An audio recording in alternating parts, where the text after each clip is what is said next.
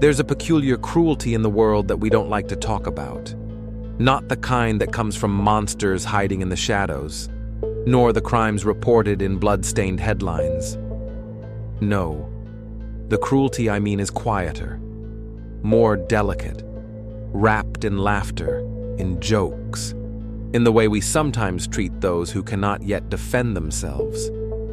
It's the cruelty of children, the casual torment of the innocent by those still too young to realize that what they're doing is planting seeds that will one day grow into twisted roots of fear, shame, and rage. Stephen King once wrote that monsters are real, and ghosts are real too. They live inside us, and sometimes they win. But what he didn't have to say, because anyone who has ever been laughed at in a schoolyard already knows, is that sometimes the cruelest monsters are children themselves. And sometimes it isn't the monsters who win, it's what they create in us. There is a strange contradiction in innocence. We like to pretend that children are pure, untouched by darkness, little angels waiting to be shaped by the world. But innocence can be sharp, cruel, and unthinking. A child doesn't need to understand evil to wield it. They only need to understand difference. Too fat, too thin, too slow, too strange. The child who stutters, the one who wears the wrong clothes, the one who doesn't fit in. They become the target of mockery not because they deserve it, but because cruelty is a game that gives the others power. And once you taste that power, the ability to reduce someone else to tears with nothing more than a word, it is hard to let it go. That's how bullies are born. That's how shame becomes permanent. And that's how innocence mutates into something more frightening than evil itself. Fear becomes the shadow behind every cruel joke. The victim fears the laughter, the whispers, the shove in the hallway that no teacher ever seems to catch. But what we rarely admit is that the bully fears too. They fear being seen as weak. They fear being the next target. They fear irrelevance. And so, their cruelty is a shield, a disguise, a way of saying, "Don't look at me, look at them." And this cycle spins endlessly, a merry-go-round of shame and humiliation, until everyone forgets how it started, until the child at the center of it all, the one who absorbs every word, every bruise, every giggle at their expense, starts to change. There is a moment in every human life when humiliation crosses a line and becomes something else. Shame mutates into rage. Fear transforms into power. The child who once trembled at the sound of laughter learns to stare back with eyes that no longer plead for mercy, but dare the world to push them one step too far. That is the moment innocence dies. And when it dies, it doesn't simply vanish, it rots, festers, and grows into something darker. The cruelty that once lived outside is absorbed, internalized, reshaped. Now it belongs to them, and in some ways, that is far more terrifying than any evil we can name. Because what is evil? Really? It's not always a cackling villain with blood on his hands. Sometimes it's the child sitting alone in their room, imagining what it would feel like to finally stop the laughter. Sometimes it's the quiet prayer that those who mocked them might someday feel the same pain. Sometimes it's the whisper in the mind that says, "They made me this way." And perhaps they're right, because cruelty is an inheritance. What we give to others doesn't end with the moment. It lingers, festers, and is carried forward, a slap, a sneer, a laugh at the wrong time. These are seeds, and when they take root, The garden they grow is rarely filled with flowers. Think of the moments in your own life when you were cruel. Not the times you fought back. Not the times you defended yourself. The times you laughed when you shouldn't have. The times you turned away when someone was being mocked because it was easier to be silent than to risk sharing their shame. Those moments don't disappear. They live inside the people who received them, who swallowed them whole, who carried them forward into adulthood like scars carved on the inside of the skin. And if you listen closely enough, you can almost hear them echoing, the laughter still ringing, the shame still burning, the rage still simmering, waiting for a chance to breathe. But here is the tragedy and the horror of cruelty. The innocent do not always stay innocent, and the wounded do not always remain victims. In time, they may become something far more dangerous, not because they were born evil, but because cruelty gave them a map to follow, a script to act out, a justification for their darkest thoughts. This is how cycles are born. A child mocked for their weakness grows up desperate to show strength, even if that strength is violent. A girl laughed at for her awkwardness grows into a woman who cannot trust love without suspecting betrayal. A boy who was shoved into lockers learns that power means never being shoved again, no matter the cost and all along.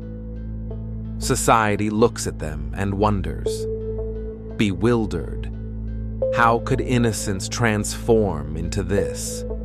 But deep down, we already know the answer. Because we were there, we watched it happen. Maybe we participated.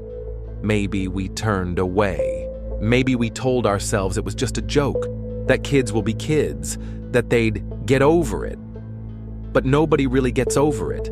They bury it, and buried things do not die. They wait until the right pressure, the right humiliation, the right push cracks them open again, and when they do, what comes out is rarely what went in. That is the cost of cruelty. That is the price of turning away. That is how innocence becomes something more frightening than evil. And if you're honest with yourself, brutally honest, you'll ask, when I look back at my own life, at the mistakes I've made, the people I've hurt or ignored, did I, in some small way, help turn someone's innocence into something darker? Did my silence, my laughter, my casual cruelty feed a shadow that is still growing somewhere in the dark? And if so, what does that make me? Cruelty is not just an act, it is a mirror. When you laugh at someone else's weakness, what you are really mocking is your own fear of being weak. When you isolate another, what you are really doing is begging not to be alone. And when you wound the innocent, you are cutting into the most fragile part of yourself, the part that still remembers what it was like to believe the world was kind. But here is the paradox. Every act of cruelty binds the victim and the perpetrator together, like two sides of the same coin. The one who laughs and the one who cries are chained to each other. Both walk away marked, but in different ways.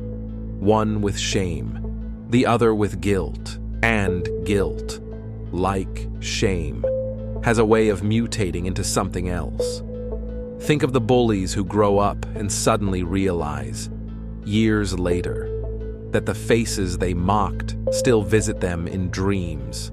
Some shrug it off, bury it, pretend it doesn't matter.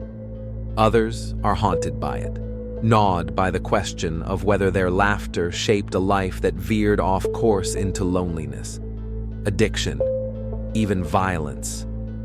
They wonder, did I push them too far? Was my joke the one that stuck like a knife? They'll never know, and that uncertainty eats at them like rust. Cruelty leaves no clean lines. It is not a story that ends in a classroom, or a playground, or a high school gym. It carries forward into adulthood like a ghost that refuses to leave. And what of the victims? Some grow resilient? Yes. They say the cruelty made them strong, that it forged them like steel in fire. But strength built on suffering is not the same as peace. It carries edges, sharp corners, a readiness to cut. It manifests in suspicion, in walls built so high that no kindness can climb over. It shows up in marriages that collapse because trust is a foreign language.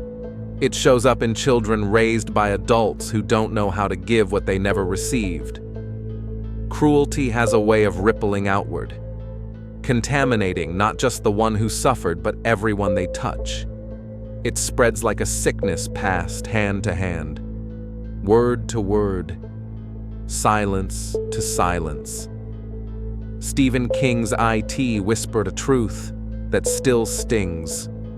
The monster outside is never as dangerous as the rot inside.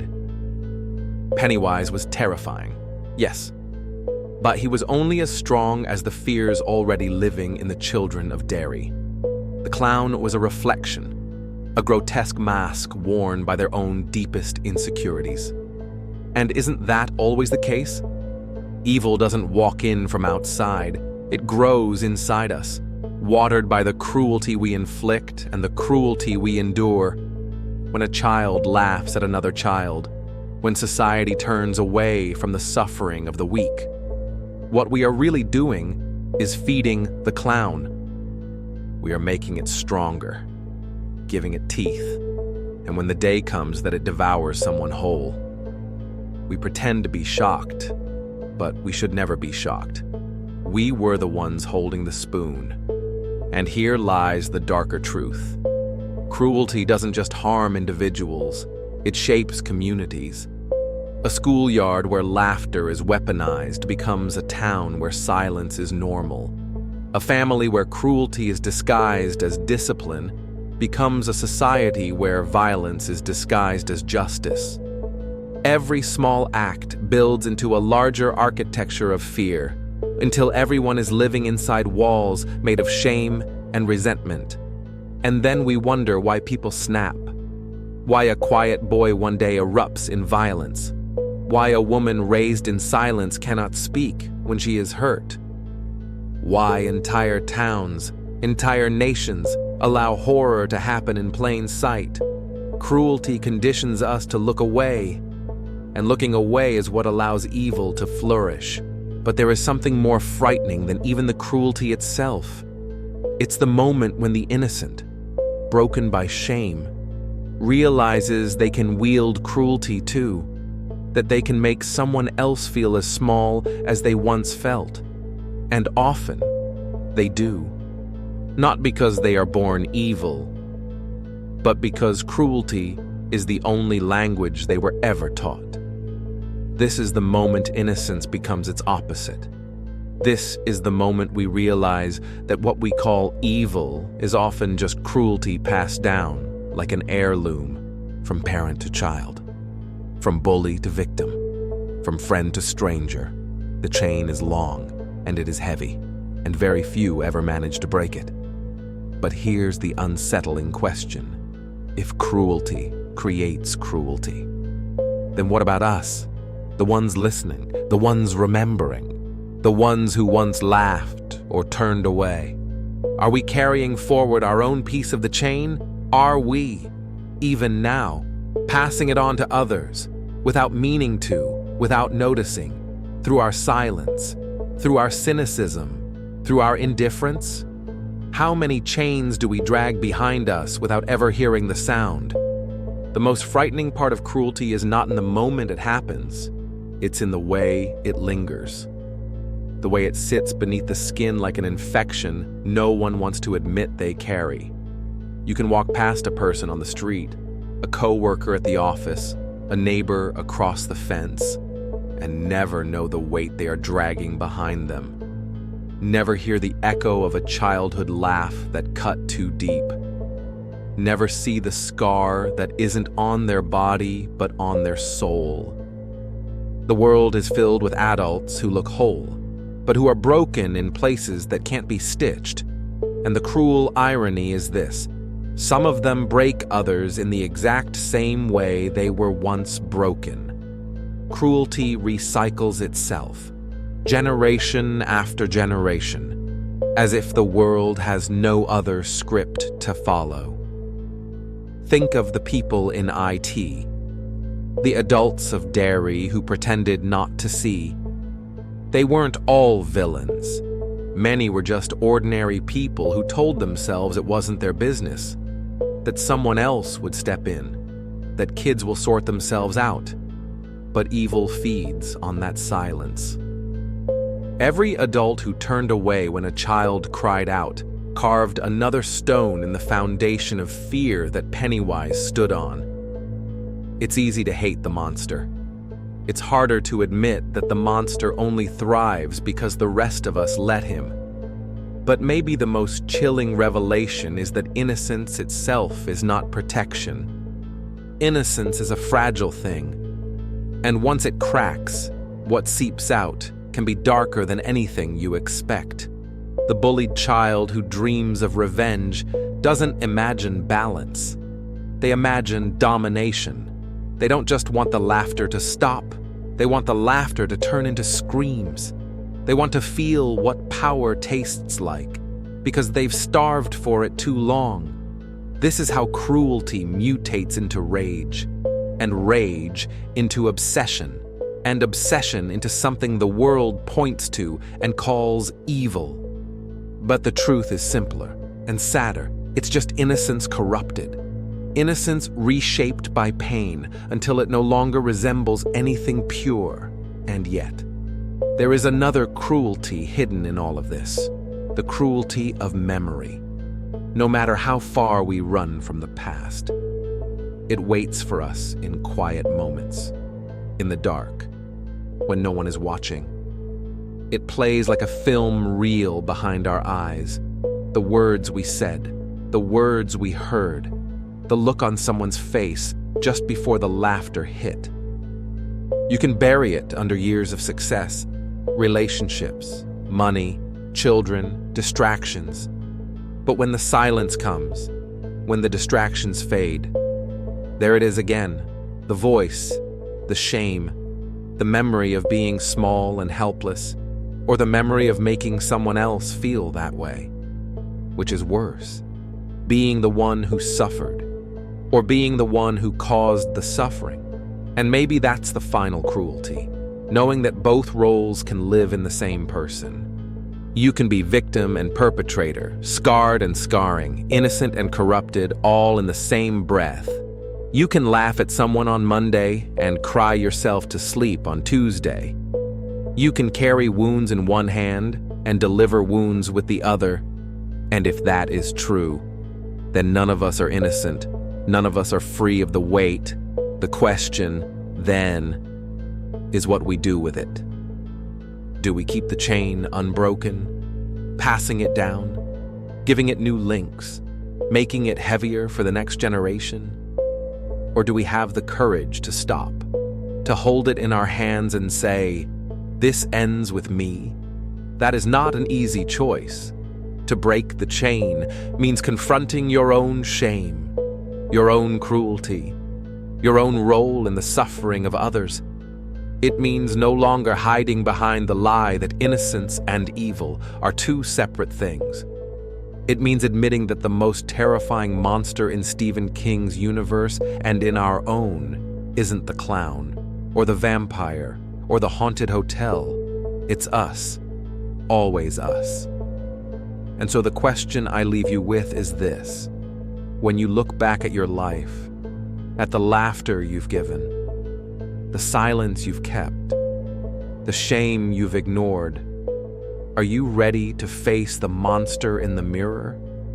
Or will you, like so many before you, keep feeding it until the day it grows too large to be contained? Cruelty is not only what we do to others, It is also what we do to ourselves when we refuse to face it.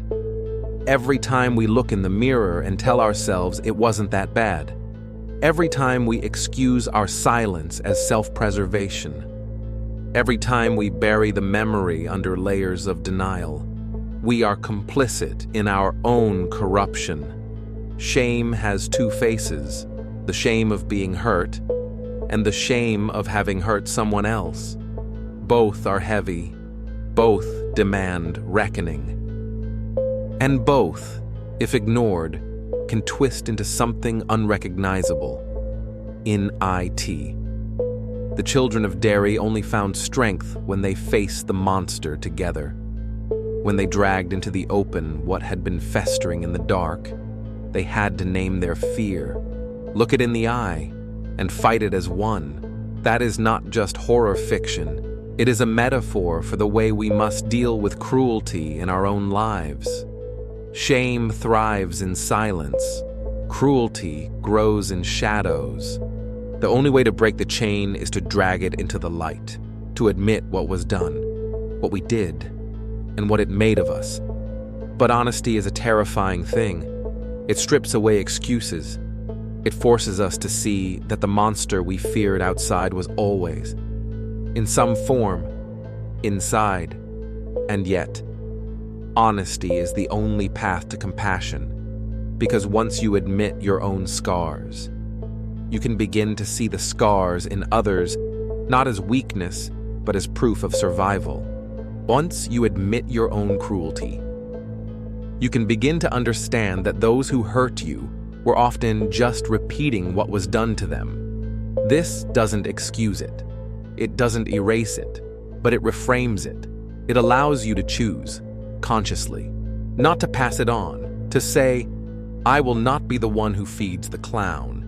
I will not be the one who keeps the chain unbroken. But make no mistake, this choice is not clean. It is not triumphant. It is not the kind of victory you see in movies, where the music swells and the monster dies. In real life, the monster never dies. It waits. It tests you every time you feel powerless. It whispers every time you feel humiliated. It claws at the door every time you are given the chance to make someone else feel small. It tempts you with the sweet relief of revenge. And sometimes you give in. Sometimes you fail. But breaking the chain does not mean perfection. It means persistence. It means choosing, again and again, to resist the cruelty you inherited, even when it would be easier to surrender to it. There is something almost biblical about this struggle. The sins of the fathers visited upon the children, the inheritance of pain carried through generations. But where Scripture often speaks of punishment, the truth is more insidious. We are not punished for the cruelty of those before us. We are shaped by it. We carry it, and unless we actively fight against it, we inflict it again. This is the legacy of innocence corrupted. This is the real horror story. One that plays out in classrooms, in families, in friendships, in marriages, every single day. So ask yourself this: when cruelty was handed to you, what did you do with it? Did you swallow it whole and let it rot inside you? Did you throw it back at the world, sharper and harder than before? Or did you, even once, break the pattern, offer kindness where cruelty was expected, silence where mockery was easy, compassion where vengeance was tempting? Because that is the only victory that matters. Not destroying the monster, but starving it. Not ending the chain, but weakening it link by link. And now comes the hardest question of all. When someone remembers you, years from now, in a quiet moment, when your face flashes across their mind, will you be the source of a scar, or the hand that stopped the bleeding? Cruelty is contagious, but so is compassion. One unkind word can shatter a day, but a single moment of kindness can alter the course of a life. Think of that, the terrifying power you hold, not as an abstract idea, but as a daily reality. Every choice you make, every word you speak, every silence you keep becomes part of someone else's memory. You may forget it, but they will not, to you. It might be a joke tossed into the air, a glance avoided, a shoulder turned away. To them, it is a weight added to the chain they already drag. Or, if you choose differently, it can be a hand reaching through the dark. A reminder that not all laughter is cruel, not all silence is abandonment, not all people are monsters in IT. The Losers Club survived not because they were fearless, but because they carried each other's fear. They stood in the face of Pennywise, not as individuals, but as broken children bound together by loyalty and pain. That is why they won. Alone, they were prey. Together, they became stronger than the monster. And isn't that true of us? Alone, each of us is fragile, haunted by shame and mistakes, tempted by the cruelty we have inherited. But together, when we refuse to laugh at another's suffering, when we defend the outcast, when we choose compassion instead of silence, we become something else. We become the answer to cruelty. Yet, it is easier to turn away. Easier to let the chain rattle in someone else's hands. Easier to tell ourselves that what we do doesn't matter, that the world is too cruel already, that one act of kindness cannot undo a lifetime of pain. But that is the lie cruelty feeds on. Cruelty thrives on the belief that we are powerless, that the chain is too long to break, that monsters cannot be starved. And if we believe that, then we keep feeding them. We become the very thing we fear. The criminal psychologist will tell you, most crimes are not born from pure evil. They are born from humiliation, from resentment, from a lifetime of small cruelties that built up until something snapped. And when that snap comes, the world points and says, evil. But what they should say is, this is what happens when cruelty goes unchecked. Because every act of violence has a lineage. Every wound has an ancestry, and somewhere in that history, you will find laughter, silence, shame. So what now? If cruelty can turn innocence into something darker than evil, then what can compassion do? Can it take what is already corrupted and bend it back toward light? Or is the damage permanent? The cracks too deep to mend? Maybe the answer isn't so simple. Maybe compassion doesn't erase cruelty, but coexists with it, fights against it, holds it at bay. Maybe the best we can do is create enough kindness to keep the monster hungry but weak, never fed enough to grow into something unstoppable. And that brings us here, to this moment, to you, not as a passive listener, not as a spectator to some abstract lesson, but as someone holding a choice. Right now, you carry memories of times you were hurt and of times you hurt others. They live inside you. They shape you, but they do not own you. You can keep feeding them, or you can starve them. You can keep the chain alive, or you can weaken it. You can keep pretending you are innocent, or you can admit the truth, that every one of us is capable of cruelty, and every one of us is capable of compassion. The monster is not one or the other. It is whichever we choose to feed. So ask yourself, not tomorrow, not next week, not when it's too late, right now, when the moment comes, when someone's innocence is in your hands, when you have the chance to laugh or to listen, to wound or to protect. Which side of yourself will you unleash? And maybe that's the most unsettling revelation of all. The fact that the choice doesn't just happen once in a lifetime, it happens every single day. Every conversation is a battlefield between cruelty and compassion. Every glance, every word, every silence is a decision that ripples outward, shaping lives you may never see, consequences you may never know. And isn't that the quiet terror of it? That you could, with nothing more than a laugh at the wrong time, tilt someone else's world off its axis? That you could, with a gesture of kindness, give someone just enough hope to keep walking? We don't like to think of ourselves as dangerous, but we are. Not because we carry knives or guns or violent intent, but because we carry words, and words, when sharpened by shame, can cut deeper than any blade. A criminal may strike once, but words strike endlessly, replaying in the victim's head for years. That is the crime most of us commit without ever stepping into a courtroom.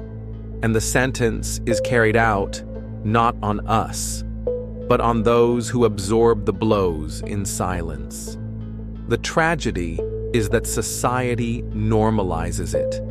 Cruelty hides under the guise of humor, discipline, competition, survival.